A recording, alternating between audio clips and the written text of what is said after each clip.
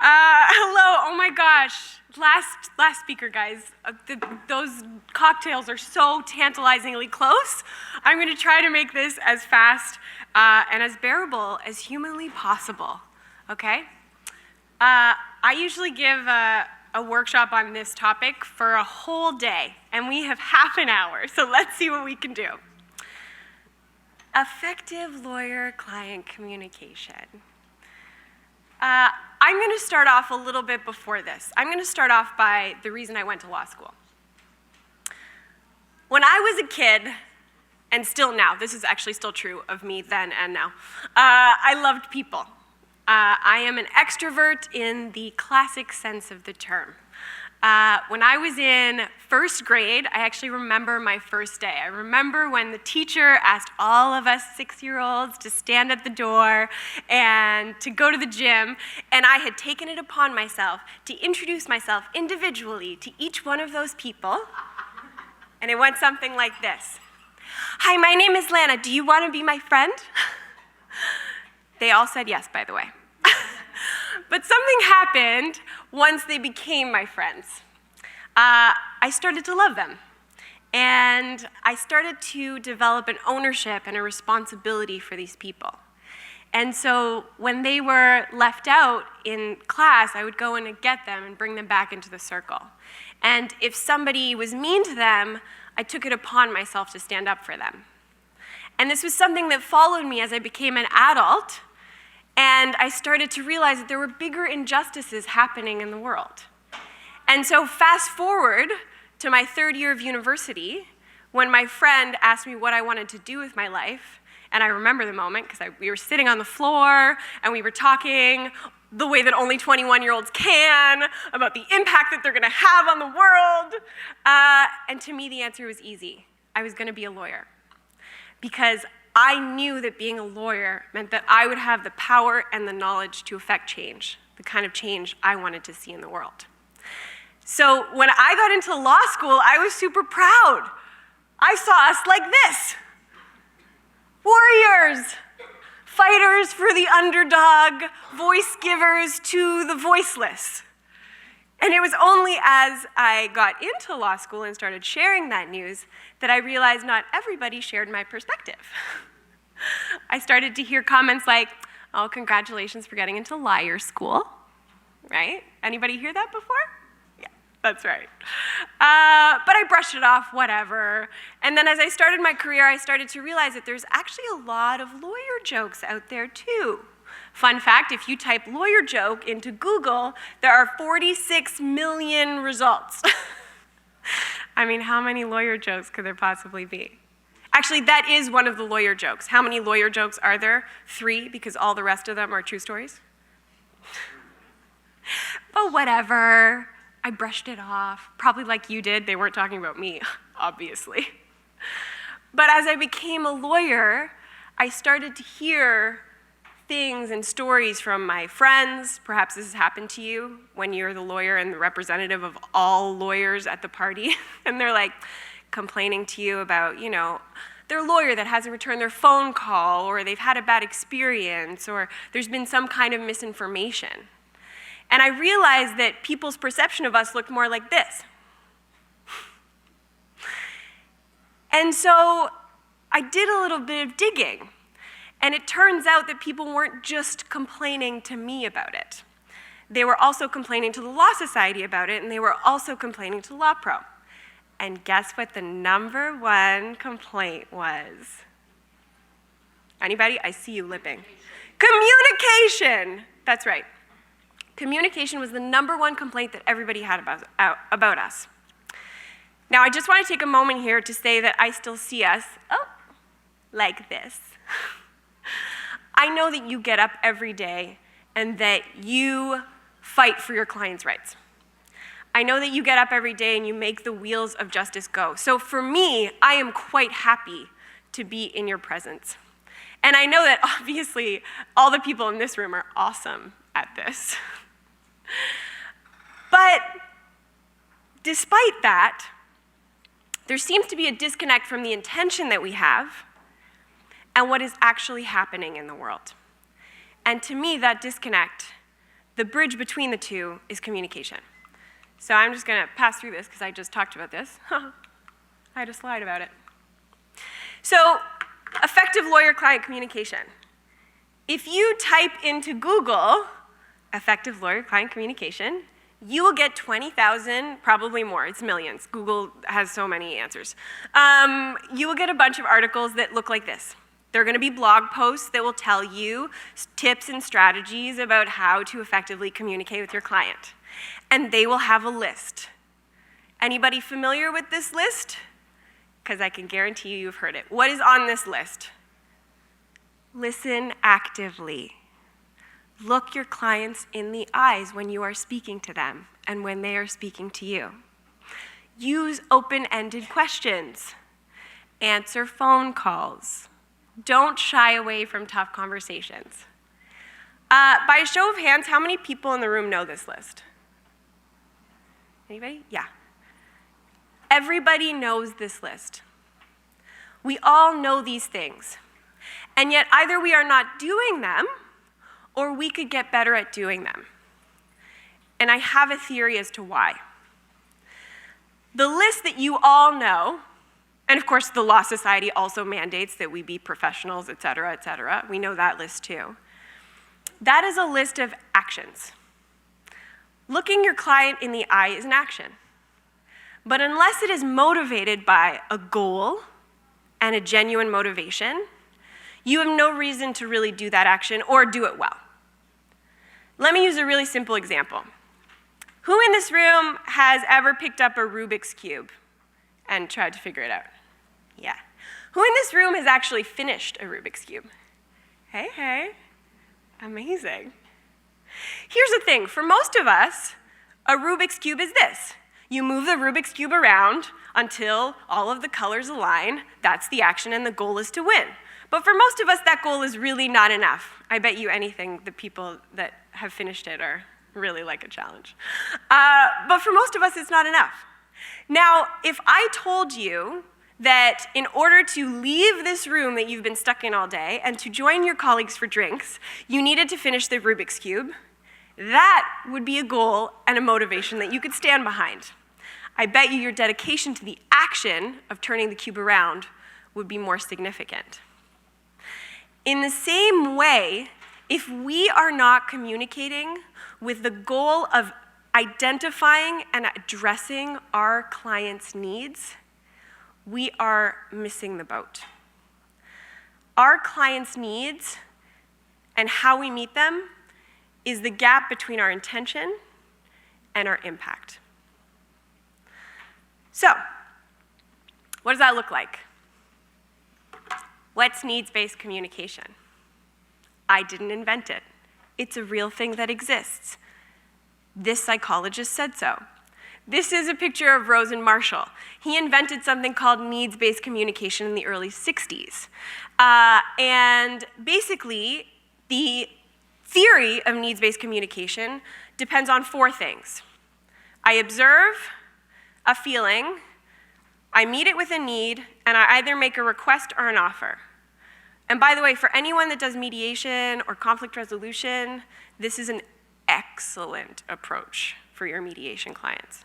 In fact, it's an excellent approach for any of the conflict that you have in your life.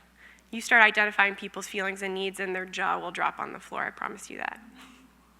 So, what does that look like? What is our goal when we're trying to communicate? My basic goal is I am trying to give information and I am trying to get information. But what is happening as we are trying to give information and get information is a whole bunch of feelings and needs that are getting in the way. And so what's happening is we're trying to give information and our client is having a bunch of feelings and needs, and so they don't hear us. They're not getting the information that we're telling them. Or we need to get information from our clients, but they're again having a bunch of feelings and needs. And so they're actually not able to communicate to us the information that we require. So let me give you a really simple example of that. And it's probably one that you've seen before. You see a lawyer with their client in court, and you see that the client is clearly in distress, and that lawyer is kind of just feeding them information, and you're watching them and you're going, yeah, that client's not hearing anything. There's nothing happening there. And we do this a lot, right? We do this a lot because it's the thing that's in our way. So for the sake of this presentation, let's say needs-based communication means I observe a feeling, I match that feeling to a need, and I make an offer. That offer is through information, validation, etc. Okay? Now, I know that I just said the F word a whole bunch. So let's deal with that right now. We're talking about feelings to a room full of lawyers. Get that? And it's the end of the day. But the sooner we can get past the fact that we all are giant bags of feelings in skin envelopes, the better it is. Because you are having feelings all of the time. I'm going to do a little experiment here just for funsies. By a show of hands, who in the room believes that the toilet paper belongs on the roll like this? 100%. There's no other way. Thank you. You're welcome. Come see me after this talk. Who in the room thinks it belongs this way? Okay, all right, we've got some people in that camp. Who in the room believes that it doesn't matter as long as there's toilet paper in the bathroom? Yeah, we've got a few people in this camp. Yes, yeah, of course. No, toilet paper is not a good option for anyone. Who here believes so strongly that it belongs a certain way that they have changed it at other people's houses? Every single time. I've done it too, man. I've done it too. There's a right way and there's a wrong way. Here is my point. If you have feelings about how toilet paper belongs on a roll, I guarantee you have feelings about everything else. And your clients that are coming to you when their house is on fire, when their stakes are at the highest they have ever been, and when they are at their lowest, they have feelings about that. And if you are not taking the time to acknowledge those feelings exist, here's what's happening. First of all, they can't hear you. It doesn't matter how articulate you are, how use of plain language you are. They are not hearing you. Have you ever tried to have a reasonable conversation with a toddler who's throwing a tantrum? Yeah, it's not gonna happen. Have you ever tried to talk to your spouse when you are a little bit triggered about maybe something they said? It doesn't matter how reasonable they are, you aren't hearing them. So, what happens is that you are giving them valuable information, your intention is to communicate the information, but they cannot hear you. So until you say, hi, I see there's a feeling, and deal with that, they will not hear you. Second thing that is happening is that you're not acknowledging something that is right in front of you. And what that means is that you're not being a person. That's actually what it means. You're not being a person. And people don't like to talk to robots. Actually, full circle to Sasha's conversation earlier, this is the way that we maintain our jobs when the robots take over. We like to talk to people. And when you are ignoring the fact that a feeling is happening, it makes you a robot. Nobody wants to talk to that person. And so when I'm a lawyer and I need to get information from you, I can't get that. I don't want to give you that information because you're just no fun to be around, to be honest, right? And thirdly, you're not listening. If you are in a room with someone who is having a feeling and you are not acknowledging it, you're just not listening, and you're missing it. You're missing the point. Our feelings are connected to our needs. That brings me to the second point. When I am hungry, I need to eat. When I am feeling tired, I need to sleep. When I am feeling sad, I need comfort. When I am feeling mad, I don't know what I used. Oh, when I'm feeling happy, I want to celebrate. When I'm feeling lonely, I need connection. There is a list of these things. We are constantly walking around with feelings, and if we are having bad feelings, it's usually because one of our needs hasn't been met. And if we are having good feelings, it's usually because we are feeling good because our needs have been met, right? you don't even have to be a feelings guru to know what some of your main clients' feelings are before you become a trained observer of feelings, which, by the way, I think you should be. It's a great thing. It'll improve your life. But without even doing that, you know, what are the top 3 feelings that your clients have when before they even walk through your door that you know that they're gonna have? Most common feelings. They're relieved that I'm going to help them. But before they know you're gonna help them. They're upset about it. Angry, they're upset about something. What else? Fear, anxiety, they're intimidated. Okay, excellent. What do I need when I am angry, fearful, intimidated, etc.? I need reassurance. Anybody? That's it, reassurance. Somebody to listen. I need information, right? I need you to give me, you are the keepers of the information. They have none of it. They have none of the information, right? So I need those things from you. Figuring out what your clients are feeling and what they need is incredibly useful information for you to be the best advocate that you can be. Because if we're not paying attention to those things, we're missing it. I was a lawyer up north for a while, and one of my clients, as I was giving him the spiel of all the things that he needed to know, I could tell he was somewhere else. I could tell he was focused, but not on me. Like, almost like he was trying to solve a math equation. So at one point I stopped and I said, it seems that you are somewhere else. What's on your mind? Do you want to tell me? And he immediately asked me about the sentence and when he could get out. I was a criminal lawyer, by the way. Maybe I forgot to mention that. And so we went through what the possibilities would be and what might be happening for him. And I asked him why that was so important to him. And his wife at the time was pregnant, and she was about to give birth. And so he was trying to do the calculation, and maybe some of you guys have had these clients, they're trying to do the calculation on major life events, if they're gonna make them. But he couldn't hear me because he was so focused on that. So once we addressed the fact that that was his biggest need, was to be home for the birth of his son, then we were able to get back to what was actually happening in his case. And because he was finally paying attention to me, we actually figured out that he had a case and that we should bring it to trial. But if I hadn't been paying attention to that, how many times do you wonder if someone pleads guilty just because they just didn't fully understand what was happening? Never happen. I'm scared. I'm a little bit scared about how often that does happen, right? Here's the other thing about your clients' needs. They're not going to tell you they have them, right? You're like, well, why don't they just tell me that they need to be out on time for their kid's birth, or they need some reassurance, or they need to know the information. They're not going to tell you. Do you know why?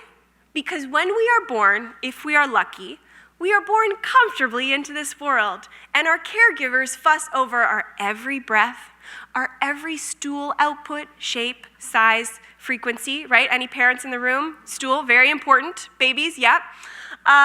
They listen to our gurbles. They listen to our every sound. Why? To make sure to answer our need in that specific moment. And then comes the fall, where we need to become independent human beings and start telling people what we need when we need it and making those requests. Here's the thing. We don't like doing it. It's hard and it's vulnerable, and we don't want to hear no. So we don't do it. Instead, we do a bunch of weird things to get our needs met, right? We slam doors to let people know we're angry, when what we really want is for them to come and find us and apologize so we can have a conversation. We give our partners the silent treatment when all we really want is for them to come and hug us and tell us that they love us. We roll down the window when we're driving and we give the other passenger the finger. Why? Because they cut us off, and we would like to elicit an apology and better driving. We're weirdos. We are. And we're just supposed to know how to do it, right? You're just supposed to know how to communicate your needs and your intentions, kind of like marriage. It's like something you're supposed to be really good at, but there's no class about it, and you've likely had like questionable role models at best, right? Like, you're like, oh, I don't know if they're doing it right, so I'm gonna try this. They're not good at it. We're not good at it. Your clients are not good at it. They will not tell you what they need, which is why it is your entire job to figure out what that is. Let that be your goal. If you are doing that, I promise you that you are not missing it. You are gonna get the information that you need from your clients.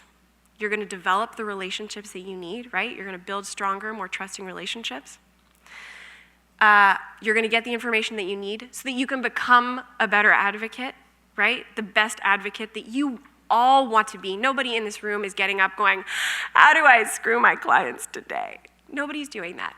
Everyone has the intention of wanting to do a great job. You're gonna be able to give them information so that they're going to be in the know and satisfied and happy. And then they're gonna tell their friends, right, that they're satisfied and happy instead of giving you a scathing Yelp review anonymously online, right? That'll give you more business, all the things. Those are great. Here's the other thing about it, is it feels really good. It just does. Oh, that might not be on the blog post. Oh, I just like in my enthusiasm, I just skipped through all those things. That's not on the blog post, it just feels good. It feels good to do it. It feels good to connect to other human beings. It feels good to help them. It feels good to create a space for them. And it feels good to create a connection. Those are some of the needs that we have. Now,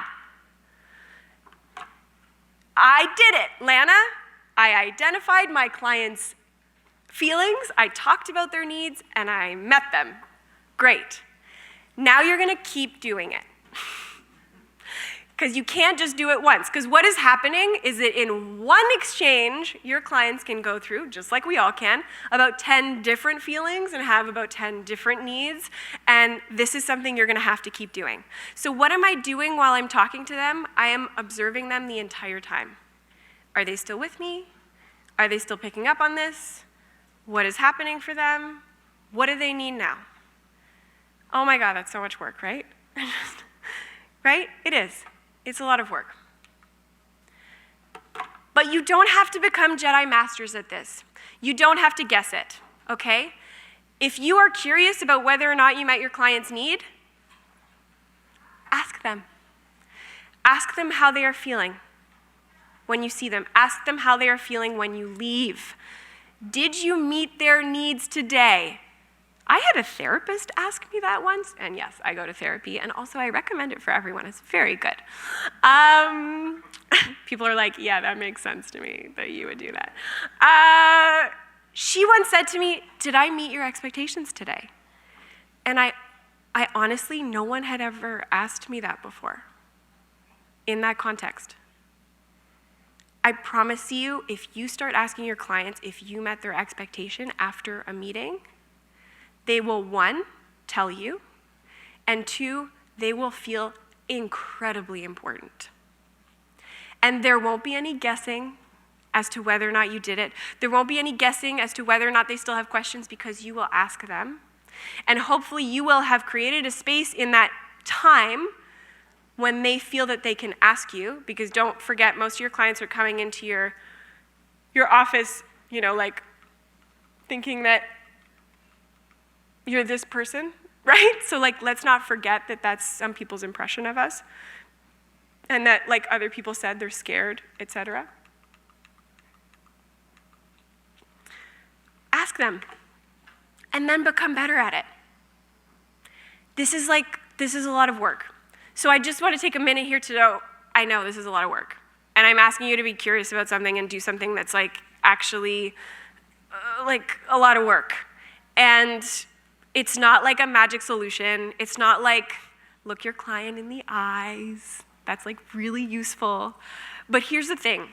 It doesn't matter how much you look your client in the eyes. If you don't have the motivation and the goal and the genuine interest while you're looking at them in the eyes, you are not meeting the need that active listening gives us. which is what? Connection, validation, space, community, right? That's what active listening does. When someone listens to you and they actually care, you're like, oh my God, I'm special. This is so nice. They care about me. But if you're just looking at me in the eyes blankly with no motivation behind that, well, then it doesn't work, right?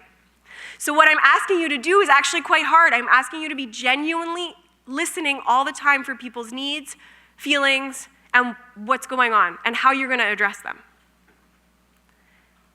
So I know that. And if you're asking me, do I need to do this? The answer is no. Like, you actually don't need to do this. Will it make your practice better? Yes. Will it make you a better partner? Like, definitely. Will it make you a better parent? For sure. For sure. Because, of course, these are things that aren't just relevant to our clients. They are relevant to humans because this is how we walk around in the world. I've spent a lot of time talking about your clients' needs. I want to take a minute now to talk about yours. I know, I care about you too. I don't forget about you. You have them too. And what I'm asking is actually quite challenging, and there are going to be days where you don't want to do this. Like, there's going to be days where you're like, I just didn't sleep enough last night, and I'm not up for it. I just want to tell you that's okay. There are going to be days where you have to fill your cup before you can actually be there for somebody else. That's totally reasonable. Here's the other thing I want you to notice. Your clients are having a bunch of feelings and needs. You also are. So if you're having the feeling of, I just want to get out of here, which I can see many of you are like reaching that point, which I totally appreciate, you're communicating that to me. I can see it. You're like starting to talk, you're getting fidgety, right? We're like always communicating things. So as you're watching for your clients' feelings and needs, get good at watching for yours, right? Because it'll tell you when you're close to just not being okay, right? It'll tell you when you shouldn't take that phone call, right? And it'll let you know when you can. And you'll get really good then at starting to communicate that with people that it's actually appropriate with, right? Your partners, your children, etc. Here's the last need that I'm going to tell you about. I told you why I went to law school. I want you to think about why you went to law school. I want you to think about why you decided to become a lawyer. Because on the days that it gets really hard, and like we all have those days where you're like, oh my God, you called me for the 11th time about the same question that I swear I answered. I swear I said this. And just like the Law Society is calling because they want to audit your files, and you're just like, this is not a good day. Your big why, your raison d'être, the reason that you decided to go down this road, and it's not just because like you didn't have the notes for medical school, which I think was a thing when we went to law school. You're like, well, I didn't have the grades for medical school, so I'm just gonna do law school. And I like to talk, and I don't like science, which is not why I did it, just for the record. That's the reason, right? It's the reason that you go back to. If it's because you care about making an impact and change in the world, great. If it's because you want to make a bunch of money, there's nothing wrong with that either. But know what you're doing it for so that you can show up every day and start facing these feelings and needs with your clients. And I swear to God, that's not really like a non-denominational thing to say. It was a slip up. I swear to the universe. You start focusing as a goal of communication to meet your client's needs. You start thinking about your own needs and how to address them. You're going to be these superheroes for sure. Thank you.